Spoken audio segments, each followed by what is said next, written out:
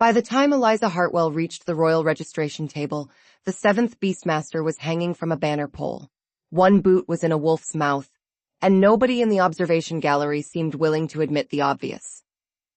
The obvious, in Eliza's opinion, was that the wolves were having the best morning of anyone present. 3 moon-blessed cubs prowled the training pit below. The old temple records insisted on cubs, though each one was already the size of a small pony, with paws wide enough to hide a man's boot and teeth built for ruining leather. The largest had sat on the silver restraint chain. The smallest had stolen the command whistle. The third was watching the trapped beastmaster with the expression of a creature considering whether banner poles counted as toys. The beastmaster, who had entered 3 minutes earlier in polished armor and unreasonable confidence, clung to the pole with both arms. "I withdraw my application," he called down. The smallest wolf spat out the whistle, wagged once, and looked disappointed by how quickly humans quit. Eliza leaned toward the registration table. "Do they always interview people by letting the wolves remove parts of them?" The royal steward stared at her. He was a thin man named Oswin, built entirely of nerves and paperwork. "Pardon?" "The boot," Eliza clarified. "I assume that counts as a partial removal." At the back of the gallery, Alpha King Rowan Blackthorne said nothing. He stood tall and severe, black hair tied at his nape, formal coat fastened to the throat, looking like a man who had broken sieges. Unfortunately, his 3 sacred wolves were currently using a professional beastmaster as furniture. Inside Rowan, his own wolf made a low, thoughtful sound. Rowan ignored it. Elder Rothgar closed his eyes as if asking the ancestors why they had abandoned him to this nonsense. Captain Brennan rubbed both hands over his scarred face, while Oswin quietly crossed another name off the applicant list. Oswin cleared his throat. "That concludes the morning applicants, Your Majesty." The smallest Moonwolf dropped the stolen whistle at the base of the platform, then looked up at the trapped beastmaster as if offering a rematch. Elder Rothgar opened his eyes and declared the recruitment a humiliation.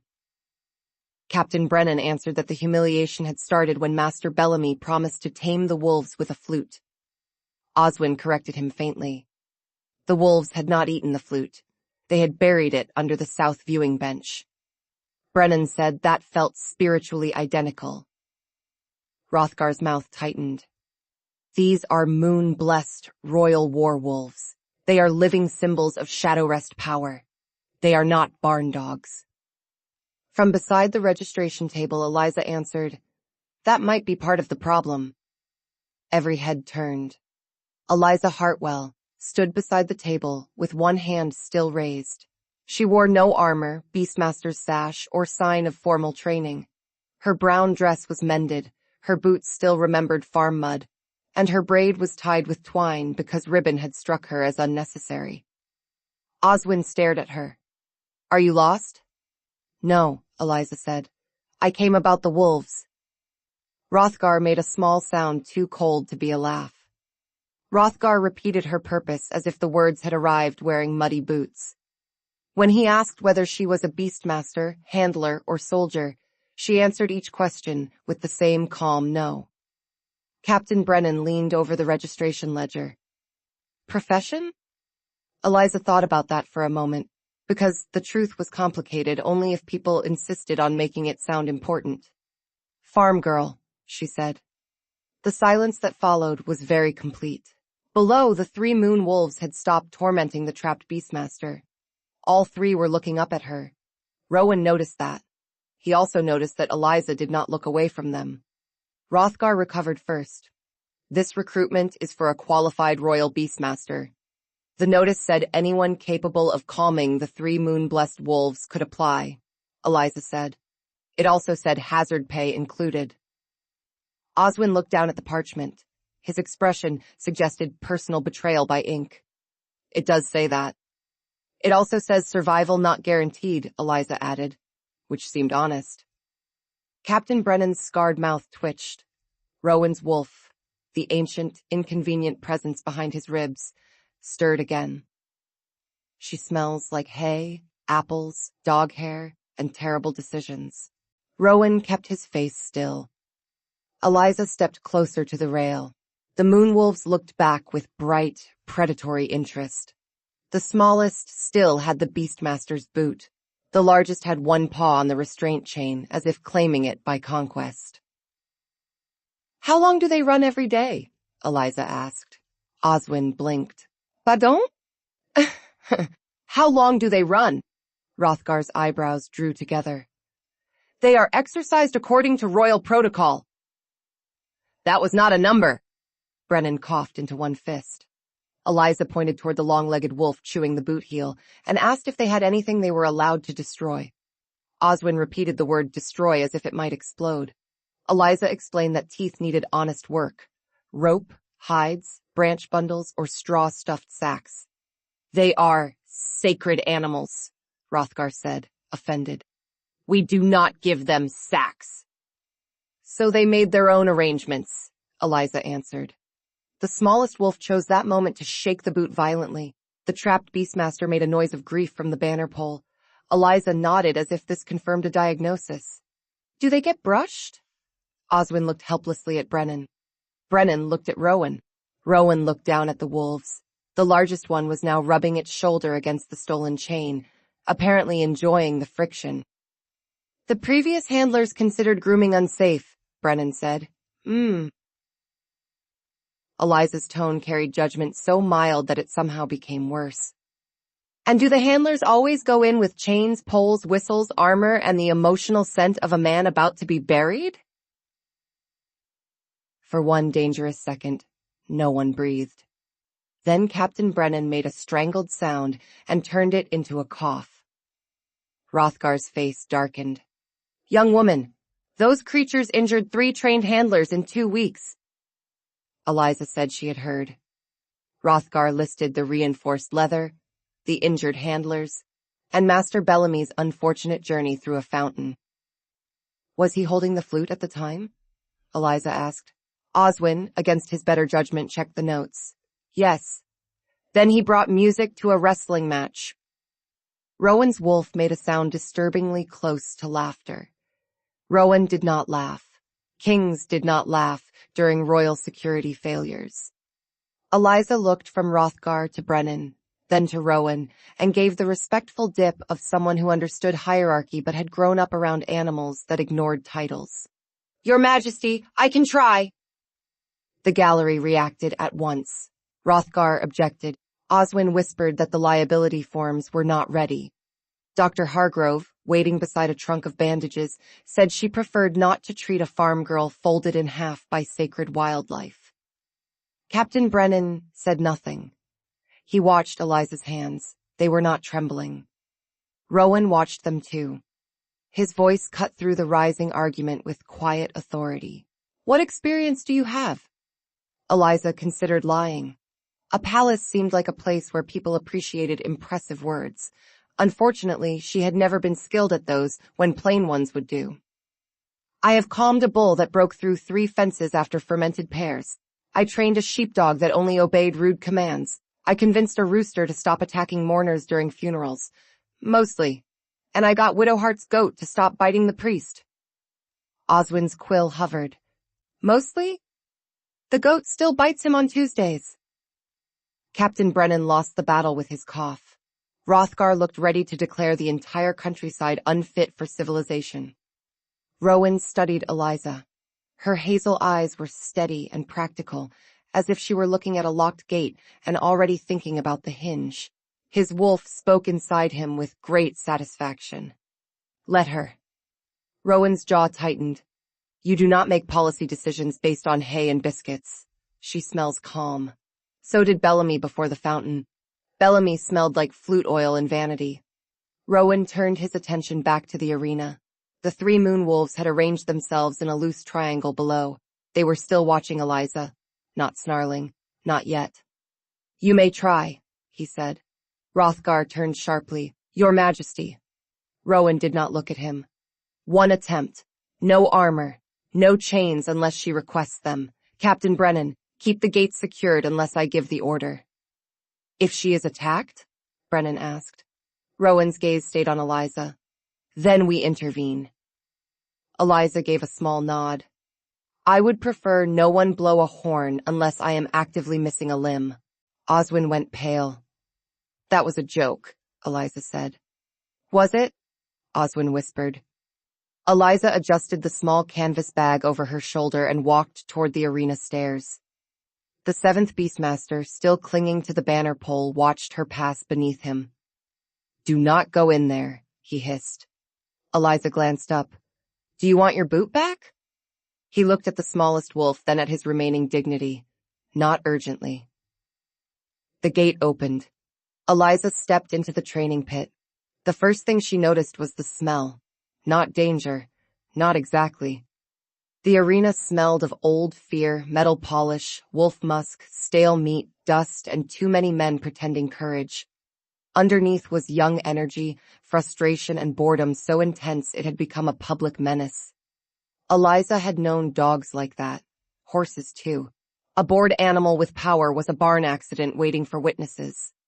She stopped 10 paces from the gate. The 3 wolves faced her.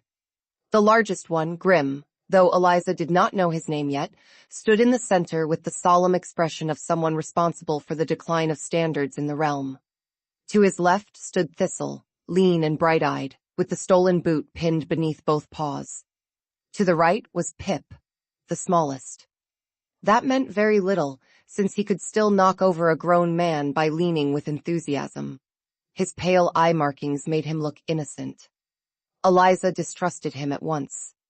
In the gallery, someone whispered, "She is too close." Eliza lowered her bag to the ground.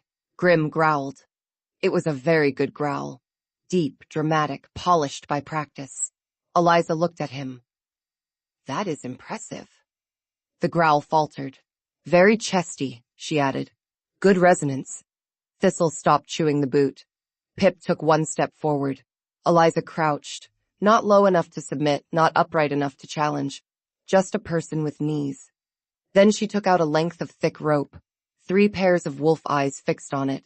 In the gallery, Elder Hrothgar gripped the rail. What is she doing? Captain Brennan answered softly. Apparently bringing rope to a political crisis. Rowan said nothing. His wolf watched like a predator at the edge of a clearing. Eliza dragged the rope slowly over the sand. Thistle's ears snapped forward. Pip's tail moved once. Grim pretended not to care. He ruined the performance by leaning forward 2 inches. Eliza moved the rope again.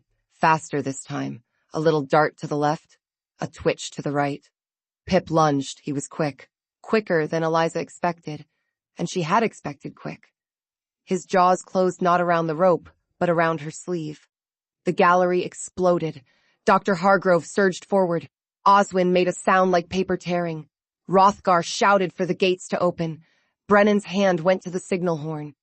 Eliza looked down at Pip's teeth clamped in her sleeve. He had not broken skin. He could have. Easily. Instead, his eyes were bright and fixed on hers, waiting to see what kind of creature she was. Eliza smiled. Then she tugged back. Not hard, not sharp. Just enough to tell him she understood the rules he had invented. Pip froze. Poor grip, Eliza said. Try again. For 1 suspended second, the arena forgot how to breathe. Then Pip's tail began to wag. He braced all 4 paws and pulled. Eliza gave him resistance without making it a battle. When he yanked harder, she stumbled forward with exaggerated outrage.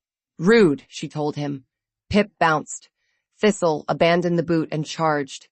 Grim followed with the offended dignity of a wolf participating for administrative reasons.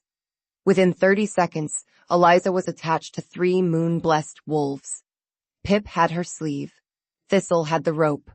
Grim held the other end with such commitment that Eliza suspected he considered himself the anchor of civilization.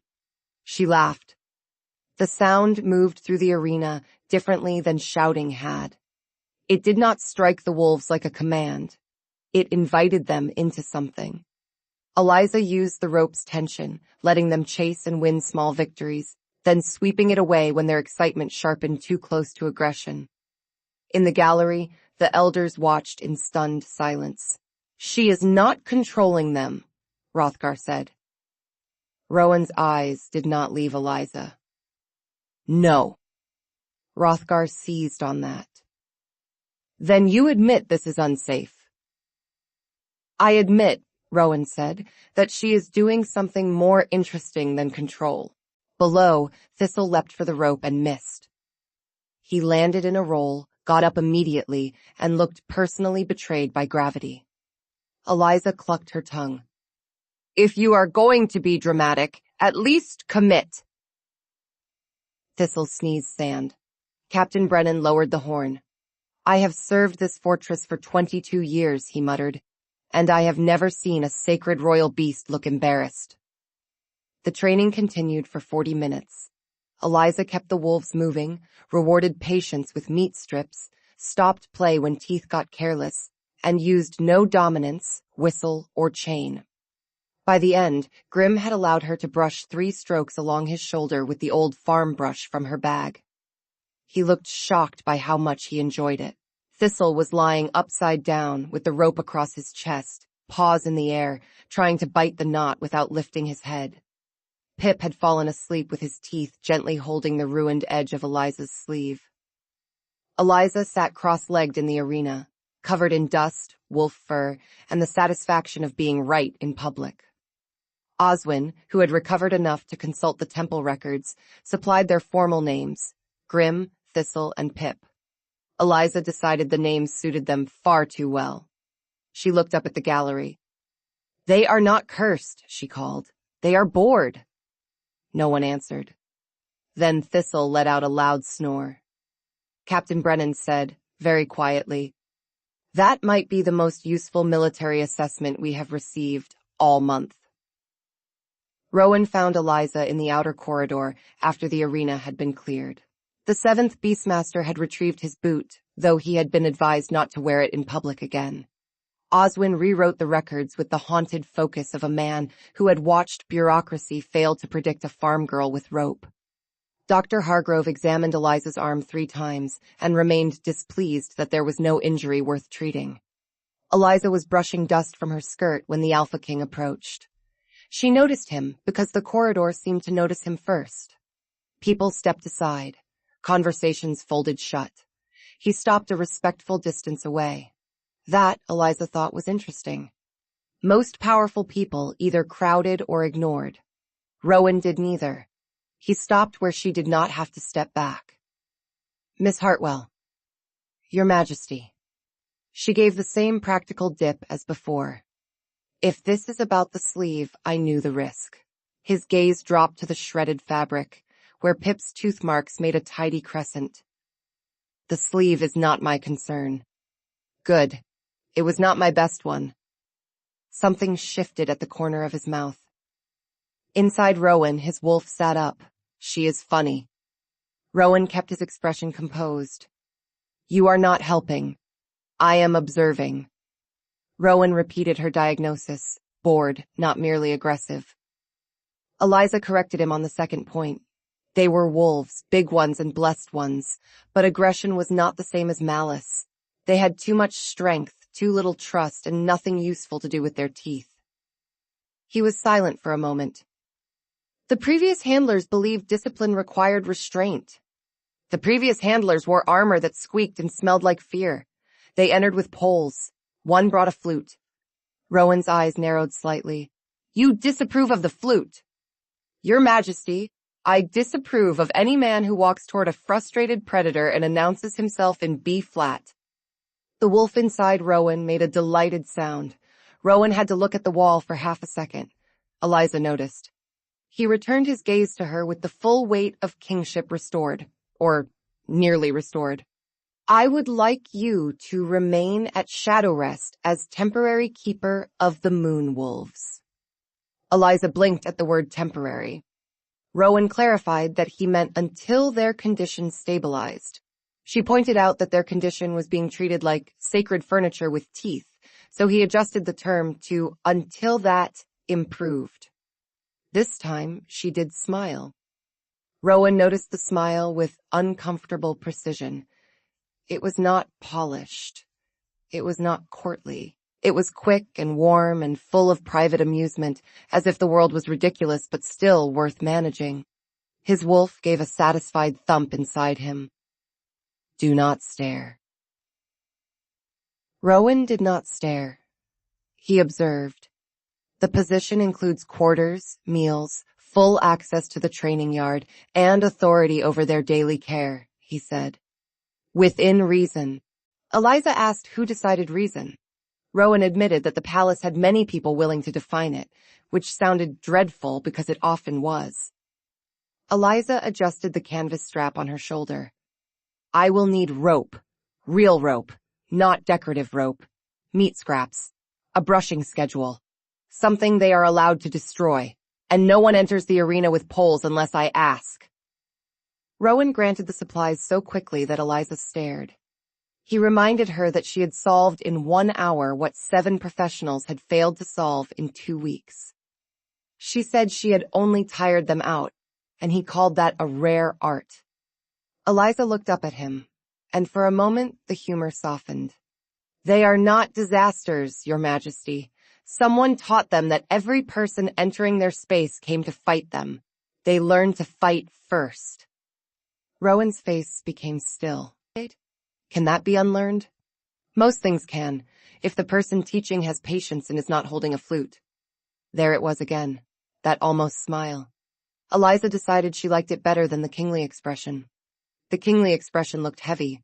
The almost smile looked like a door briefly opening in a stone wall. Then stay, Rowan said. Teach them. It was phrased like a command by a man who ruled territories, but his eyes made it a request. Eliza had come for hazard pay. She had not expected a private corridor, a king with tired eyes, or 3 sacred wolves asleep in an arena because she had brought the right rope. All right, she said. I will stay. The next morning, the palace learned what it meant to employ Eliza Hartwell. The Moonwolves ran at dawn before they had enough energy to become public policy. The arena gained rope bundles, stuffed sacks, brushboards, and 1 heavy wooden frame built for climbing and biting. Eliza learned their preferences quickly. Grim liked official praise, Thistle needed legal things to destroy, and Pip learned latches, kitchen schedules, and which guards carried snacks.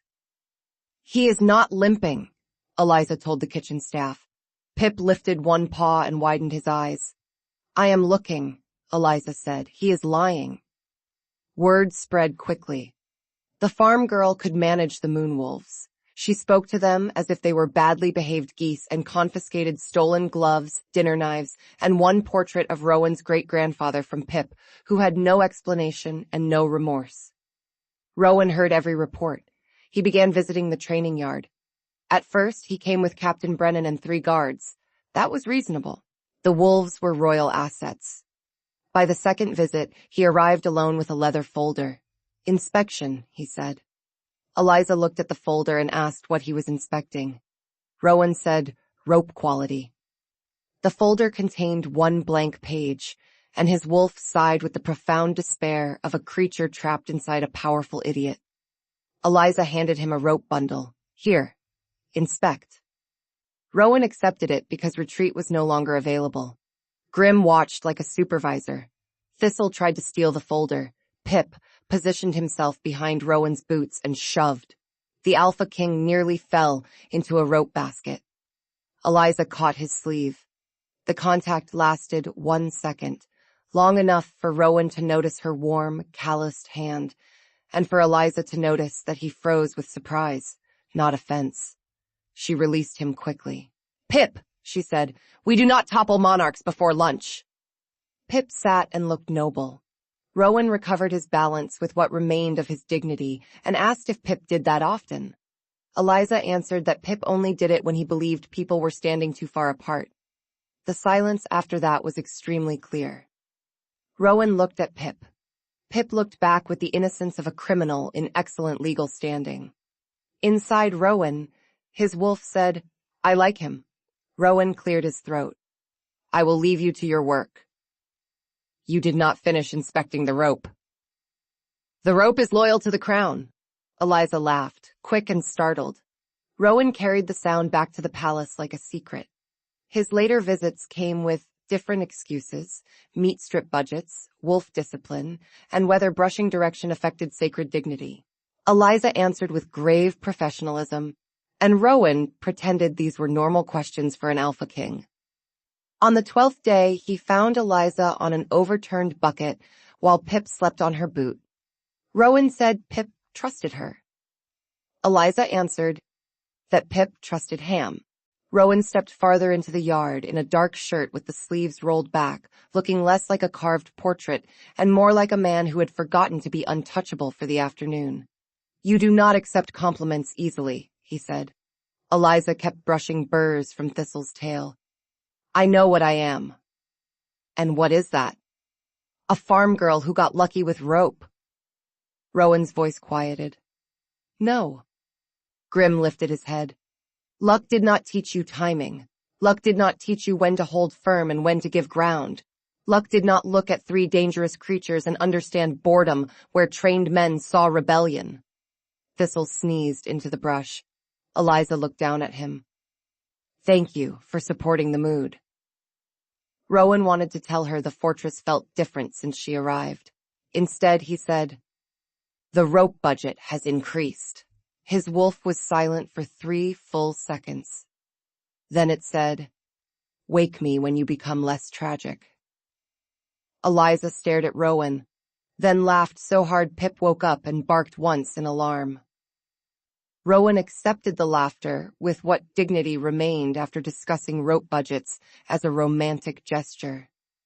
The council accepted none of it with dignity. Elder Rothgar called a formal review after the 3rd week. He gave it a title so long that Oswin needed 2 lines to write it down. The meaning was simpler. He wanted Eliza removed before the court forgot she was supposed to be beneath them. The 3 Moonwolves had been ordered to remain outside the council chamber.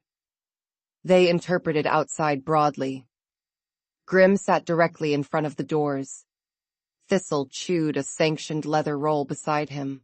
Pip had not been seen for 12 minutes, which meant the situation was already serious. Rothgar spoke at length about tradition, royal dignity, and unsuitable rural influence. Eliza listened politely until he paused. "At a market meeting," she said, "someone would have brought biscuits." Brennan looked at the ceiling. Rowan looked at the table. His wolf sounded delighted. Eliza explained that the wolves were improving because they were being treated consistently. They ran every morning, chewed what they were allowed to chew, and were corrected before excitement became danger. Rothgar accused her of treating sacred beasts like ordinary animals. "No," Eliza said. "I am treating them like animals. Sacred does not mean simple." The meeting might have dragged on for another hour if Pip had not emerged from beneath the council table with a folded parchment in his mouth. No one knew how he had entered. The doors were closed. The windows were narrow. The chimney had a grate. Oswin recognized the parchment and went pale.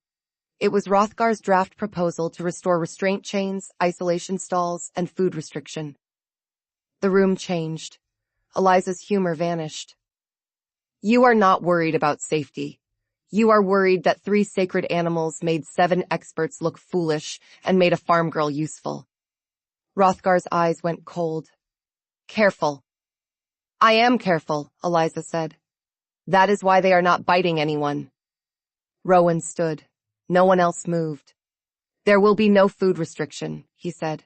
"No isolation stalls. No restraint chains unless Eliza requests them for medical safety." Rothgar turned to him. "Your Majesty, you cannot allow sentiment to override governance."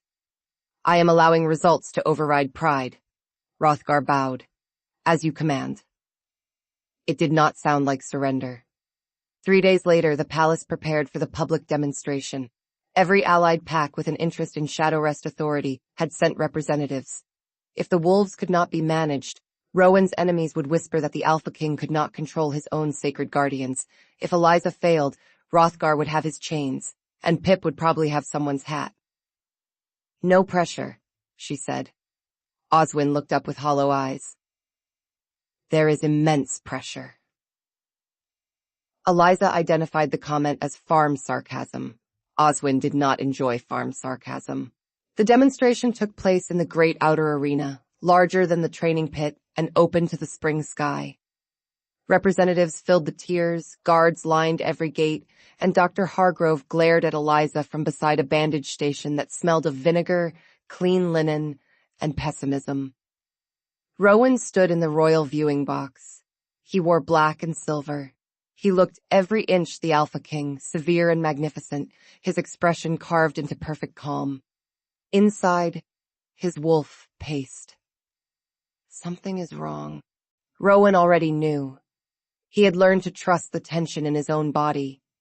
He had also learned to trust the way Eliza paused at the arena entrance, one hand on Grimm's shoulder, scenting the air like a farm girl who knew when hay had turned, water had fouled, or a goat was preparing a personal attack. Grimm shifted uneasily. Thistle's ears flattened. Pip sneezed. Then he sneezed again, offended by his own nose. Eliza looked down as Pip rubbed his muzzle against the sand with the wounded dignity of a lord served cold soup. Her eyes narrowed. "They are not rebelling," she said, not loudly, but her voice carried in the strange quiet before disaster. "They are sneezing with politics." Captain Brennan, positioned near the gate, closed his eyes. "That sentence is going into a report, and I hate that." The wolves entered the arena, and at first everything held. Then the wind shifted. Grimm snarled. Thistle spun toward the western gate. Pip bolted forward, sneezed, and skidded hard enough to tear lines in the sand. The crowd recoiled. Hrothgar leaned forward with satisfaction too quick to hide. Eliza saw the pale yellow dust gathered near the gate seam. Bitterroot stimulant. Her uncle had used pinches of it on winter dull plow horses, and Eliza had hated the sharp yellow smell since childhood. It smelled like sour roots, old pepper, and bad decisions. Too much made an animal frantic with false alarm. The Moonwolves were not failing. They were being provoked. "Brennan!" Eliza called. "Seal the western gate. Wet cloths. Now!" Hrothgar rose. "This is a disaster. Remove the girl." Rowan's voice cut across the arena. "Sit down." Hrothgar sat. Eliza dropped the rope between the wolves. Pip's eyes flicked to it through another sneeze, because even sabotage had not destroyed his commitment to bad choices. "I know," she told him. "Nose first, teeth second. Rude but fair." Nervous laughter moved through the nearest guards. Eliza dragged the rope once, not playfully but familiarly. Pip took one step. Thistle whined toward the gate until Eliza tossed dried venison near his paws.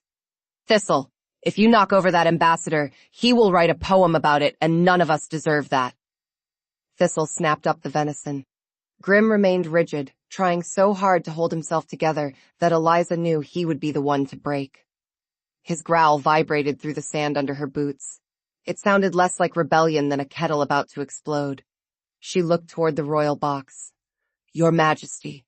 Rowan was already moving. He entered the arena through a wave of gasps. Grimm's growl sharpened, but Rowan stopped the moment Eliza held out the old brush. "Do not dominate him," she said. For once, Rowan did not argue with his wolf, his training, or the ghosts of old law. He lowered himself to one knee in the sand and accepted the brush, becoming the first Alpha King in recorded history to kneel at a public summit for grooming purposes. Eliza kept her eyes on Grimm. Shoulder, slow. He likes being told he is dignified. Rowan brushed once, firm and steady. "Your stance demonstrates excellent command presence," he said. It was absurd. It was also exactly right. Grimm's growl broke into a rough exhale. Thistle sneezed so hard he sat down. Pip grabbed the rope and dragged it to Eliza's knee. The arena began to breathe again. Brennan's guards wiped the western gate. The dust clumped yellow against the wet cloths. Dr. Hargrove confirmed the stimulant with one sharp look. Pip snuffled along the gate seam, pawed at a loose stone, and pulled out a small tied packet. He carried it to Eliza's feet with great importance, as if he had personally invented evidence. Yellow dust spilled onto the sand. Eliza picked up the packet with the edge of a wet cloth and looked at Hrothgar. The bitter yellow dust clung to the fabric, sharp enough to sting her nose. Animals do not lie for politics. Rowan stood with the brush still in his hand. Grimm leaned against his leg. Thistle sat on the rope. Pip placed one paw on the yellow packet and looked ready to be thanked by history. Brennan reported that Hrothgar's office had requested special access to the western gate that morning. The plan was obvious. If the wolves panicked, Hrothgar could call it proof that Eliza's softness had failed and restore the old chains. Hrothgar protested. Pip sneezed again, then sat on the packet. Eliza looked at the elder. That is evidence, not a toy, though he does enjoy both. Oswin, pale but functioning, asked whether evidence was still admissible if a wolf had sat on it. Brennan replied that at Shadowrest they had survived worse chain of custody problems. Rowan stood beside Eliza in the sand, still holding the brush like a weapon no military academy had prepared him to use. This demonstration is over, he said, not because the Moonwolves failed, but because someone attempted to make them fail. His gaze swept the representatives. These wolves did not need chains. They needed understanding. They did not need hunger. They needed work. They needed someone brave enough to see what was actually wrong. Eliza went very still. By my authority, Rowan continued, Eliza Hartwell is appointed keeper of the Moonwolves. The old restraint methods are abolished. No chain, isolation stall, or food restriction will be used on these animals without her approval and medical cause. Hrothgar looked as if he had swallowed a stone. Rowan was not finished. I trust her, not as an experiment, not as a temporary measure. I trust her judgment, her courage, and the strange farm wisdom that apparently understands sacred wolves better than royal tradition does. Thistle chose that moment to drag the edge of Rowan's formal cloak under one paw and sit on it. The cloak pulled tight. Rowan did not move. For the first time in many years, representatives of 12 allied packs watched the Alpha King of Shadowrest fight a smile and lose by a fraction. The matter, Rowan said, with Thistle sitting firmly on his cloak, is settled. It was. Mostly. Hrothgar's assistant broke before sunset. Brennan brought him to the inquiry room smelling faintly of bitterroot, with yellow stains on his cuffs. Pip tried to follow, carrying the packet again, until Eliza explained that evidence did not need emotional support. The assistant stared at the wolf, then admitted he had placed the powder under orders to make the farm girl look dangerous and restore traditional methods. Hrothgar denied direct involvement until the search of his office produced signed drafts approving restraint chains, sealed instructions to his assistant, and letters claiming Rowan had been compromised by sentiment. Before dinner, Rowan removed him from the Wolf Oversight Council, stripped his vote, and confined him to the East Tower, pending inquiry. Captain Brennan recommended banning ceremonial cloaks from all future animal-related proceedings. Oswin drafted the decree and left a blank space for whatever Pip would do next. Eliza returned to the training yard after the formal chaos ended. Grim slept beside the bite frame, Thistle lay tangled in a shredded sack, and Pip waited near the gate with Rowan's left glove in his mouth. Eliza told him no. Pip interpreted the word as an opening argument and ran. Rowan, watching the exchange, suggested that Pip was improving. Eliza said he was organizing, and neither of them enjoyed thinking too hard about toward what. The evening light lay gold across the yard. The fortress, so often all stone and command, felt softer here, less like a seat of power and more like a place where tired creatures could finally stop bracing for the next blow. Rowan came to stand beside her. For a while, neither spoke. Grim snored. Thistle rolled over and kicked one paw into the air. Pip tried to slide the glove into Eliza's bag. Eliza removed it without looking. Rowan watched her do it. You knew something was wrong before anyone else. Eliza admitted that Pip's sneeze had been her first clue. When Rowan looked at her as if no military academy had prepared him for that sentence, she explained that animals did not schedule sneezing for dramatic timing unless something caused it. I will remember that, Rowan said. Please do. It may save a treaty one day. He looked down at her. The almost smile was back, and this time he did not hide it. I meant what I said in the arena. Eliza's fingers tightened around the glove. About my strange farm wisdom? Among other things. The humor in her face softened into caution. Your Majesty. Rowan, he said. She looked away. He let the silence breathe. He had learned that much from her. Not every distance had to be conquered. Some had to be invited smaller. "Rowan," she said at last, and his name and her voice did something dangerous to the careful architecture of his self-control. His wolf, unhelpful as ever, whispered, "Better."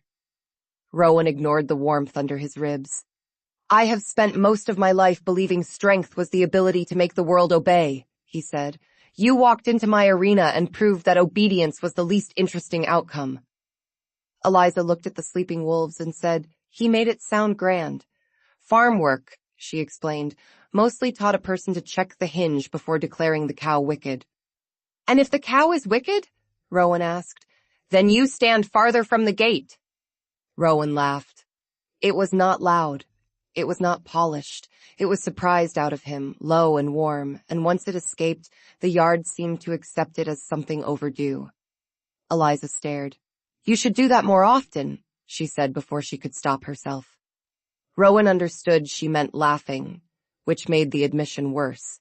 He confessed that it was not considered essential to governance, and Eliza told him that explained a great deal about governance. His smile deepened. Pip, apparently sensing progress, shoved his head between them and dropped the stolen glove onto Eliza's boot. Eliza looked down. "If this is a proposal, it is poorly timed." Rowan went very still. His wolf made a sound like thunder discovering joy. Eliza realized what she had said. She clarified too quickly that she meant a proposal from the wolf, not from him. Rowan answered with perfect royal seriousness, which did nothing to make it clear. It was not clear. Nothing in Rowan's face suggested it was clear. For the first time since she had met him, the terrifying Alpha King looked struck by something soft and unsure whether to thank it. Eliza felt heat climb her neck. Thistle woke, yawned, and placed one paw on Rowan's cloak again. The moment broke just enough for both of them to breathe. Rowan accused Thistle of doing it deliberately, and Eliza agreed that the wolf liked when powerful people were forced to stand still. The weeks that followed changed Shadowrest in small, ridiculous ways. Grim judged guard drills, Thistle received a sanctioned destruction schedule, and Pip remained a criminal with supervised enrichment. Rowan stopped inventing inspections. He simply came to the yard, listened while Eliza worked, and let the wolves run themselves tired. That was the dangerous part. She could resist a king inspecting rope. It was harder to resist Rowan listening, as if every practical sentence mattered. One rainy evening, they sheltered in the Old West stable, with 3 wet Moonwolves sleeping near the doors. Eliza admitted she missed the ordinary noise of the farm, but did not regret staying.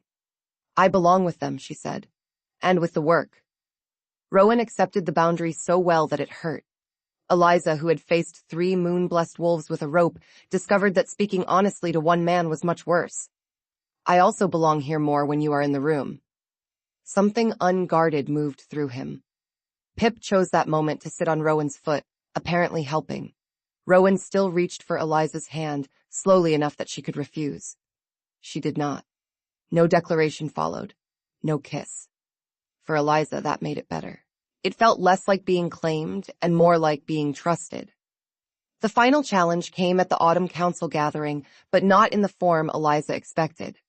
Hrothgar was awaiting inquiry in the East Tower, where he had already filed 3 complaints about the view. His allies chose a cleaner argument. Eliza had made the Moonwolves too gentle. The proposal arrived at breakfast under the title Strategic Restoration of Royal Beast Projection. Brennan translated the whole thing into plain words. Several elders wanted the wolves displayed at the border summit with chains, muzzles, and enough snarling to frighten 2 rival packs into obedience. Eliza set down her cup and observed that they wanted peace negotiations to begin with 3 miserable animals pretending to be monsters. Rowan's face went still. Once, that plan would have sounded practical to him. The great hall filled before noon. Grim stood at Eliza's right, immaculate and grave. Thistle sat at her left with his rope knot, prepared to be emotionally devastated if anyone called it unprofessional. Pip sprawled across her boots as if the summit might secretly concern ownership of her ankles. Rowan sat on the dais because Eliza had asked him to. This time, the court did not need proof that she had earned her position. They needed to understand what she had changed. Lady Marrow, presiding with careful courtesy, asked whether Shadowrest could afford to present mercy as strength when rival alphas respected teeth. Eliza listened until the hall settled. Then she asked Oswin when the Moonwolves had last fought in a war. The steward checked the old ledger and answered that it had been 112 years. Eliza nodded toward the representatives and asked how often the wolves appeared at ceremonies, patrol demonstrations, and diplomatic gatherings. Oswin looked personally injured by the usefulness of the answer. Often, he admitted. Then their first duty is not war, Eliza said. It is trust. In war, everyone expects teeth. In peace, a wolf must know when not to use them. Thistle's rope knot squeaked. Eliza gave him one look, and he froze with the sorrow of an artist denied his moment. That did more for her argument than half a speech could have done. A skeptical elder demanded proof under pressure. Eliza gave a small signal. Grimm returned Captain Brennan's leather gauntlet with royal delicacy. Thistle carried his beloved rope knot to Lady Marrow and released it into her lap like a tragic farewell. Then Brennan dropped a metal cup. It struck the stone with a sharp crack. Pip was on his feet before the echo faded, placing himself between Eliza and the sound. Grimm and Thistle moved with him, forming a controlled barrier around the woman who had taught them the difference between performance and threat. No one laughed then. Eliza stood inside that living wall. That is pressure. Not a chain. Not hunger. Not fear. Choice. Lady Marrow slowly set Thistle's rope knot on the table and withdrew her support for the border display. One by one, the other elders followed. Rowan rose only after the last objection ended. He descended from the dais and crossed the hall directly, stopping before Eliza with the wolves around them and the whole court watching. The council has seen your work, he said. So have I. But I will say publicly what should have been said sooner. Pip leaned against Eliza's leg. You are not here because I favor you. I favor you because you are here. Every day you make this fortress wiser, calmer, and considerably less dignified in ways it badly needed. Thistle sneezed. Rowan included him with one grave nod, and warm laughter moved through the hall. Then Rowan held out his hand. Not to pull Eliza behind him, to bring her beside him. Eliza Hartwell is keeper of the Moonwolves by royal decree, by council recognition, and by demonstrated competence. She stands with my full trust. His eyes stayed on hers. And if she will allow it, she stands with my heart as well. Eliza took his hand and softly informed him that he could have mentioned that before the hearing. His mouth curved. He had apparently been advised not to lead with procurement. For once, she had no practical answer. Rowan leaned closer, his voice quiet enough for her first, and the hall second. I love you. Not because the wolves listen to you, because I do. Eliza's hand tightened around his. I love you too. Pip seized the hem of Rowan's coat and tugged. The hall erupted in laughter and applause. Rowan looked down at the smallest Moonwolf with grave accusation, then conceded that Pip's timing might have improved the declaration. Eliza said that was the problem. Pip was often right. Rowan kissed her knuckles. Grimm rested his head against Eliza's hip. Thistle reclaimed his rope knot. Pip kept hold of Rowan's coat until the king surrendered and walked at his pace. Shadowrest never fully recovered its old dignity after that. It gained something better. The Moonwolves became fixtures of daily life. Grimm improved speeches by staring. Thistle's destruction schedule entered the royal calendar. Pip was banned from 3 rooms and 1 storage closet no one had used until he developed an interest. Rowan and Eliza did not rush into ceremony. He was slow not from doubt, but because once he stepped forward, he meant to stay. 1 month after the hearing, he asked if she would move into the West Wing rooms overlooking the training yard. Eliza asked if this was for convenience, wolf management, or rope inventory. Rowan admitted the first 2, then took her hand. Because I sleep better knowing you are near. Because the fortress feels less like stone when I hear you laughing in the yard. Because Pip has already moved half your belongings there and I am tired of pretending not to notice. Down the corridor, Pip's tail vanished with one of her stockings. Eliza observed that Pip had seemed busy. Rowan called it logistics. She called it theft. He maintained, with royal seriousness, that theft was a form of logistics. She moved into the west wing before sunset. The rooms were too fine until her old brush sat on the mantel. Rowan replaced the velvet curtains Thistle tried to eat, and Pip hid stolen gloves under the bed like a dowry. On the first cold evening of winter, snow fell over Shadow Rest. Eliza sat on the hearth rug in Rowan's private sitting room, brushing Grimm's shoulder. Thistle occupied the king's chair upside down. Pip lay between Eliza and Rowan, touching both of them. Rowan sat on the floor because Thistle had refused to move. Eliza reminded him that he was the Alpha King. Rowan admitted awareness of the fact and described the occupation of his chair as temporary. Thistle snored. Annexed, Eliza said. Rowan considered the stolen chair with grave strategy. Diplomacy may still be possible. Pip opened one eye, and Rowan added that, yes, he had negotiated with worse. Eliza laughed and set the brush aside.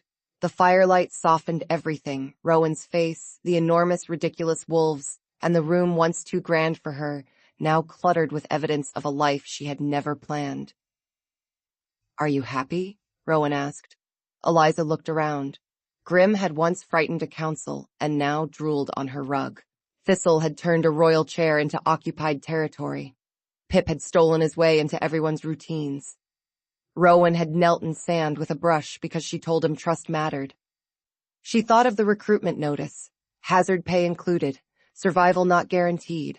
It had been accurate in ways no clerk could have intended. Yes, she said. Are you? Rowan looked at Thistle in his chair, Pip on his boot, and Grimm leaning slowly into Eliza's lap. I have lost control of my sitting room. Eliza waited. He reached across Pip and took her hand. For the first time in years, yes. Pip's tail thumped once without him opening his eyes. Eliza leaned back against the hearth cushions. Rowan shifted closer, careful not to wake Pip. Outside, snow gathered on the fortress stones. Inside, the fire burned steady. Do you think, Rowan asked after a while, that I still require behavioral improvement training? Eliza diagnosed him as ready for the advanced course, listening, fewer rope inspections, and learning when not to look at her like he was trying to declare a treaty. Rowan called that high praise and kissed her fingers. Eliza warned him not to gloat. Thistle snored louder from the stolen chair. Grimm sighed as if the world had finally become acceptable. Pip, still half asleep, shifted until he was touching both of them. Eliza had come to Shadow Rest because of a public notice and foolish confidence in rope. She had expected a dangerous job, decent pay, perhaps a story for the farm. Instead, she had found 3 moon-blessed disasters, a fortress needing laughter, and a king who had mistaken control for strength until she told him his sacred wolves were bored. It was not the life she would have imagined. It was better. It was noisy. It shed. It stole gloves and conquered furniture. It was home. Thank you for listening. If this story made you laugh, hit that like button and subscribe so you never miss our next story. We'll see you in the next one.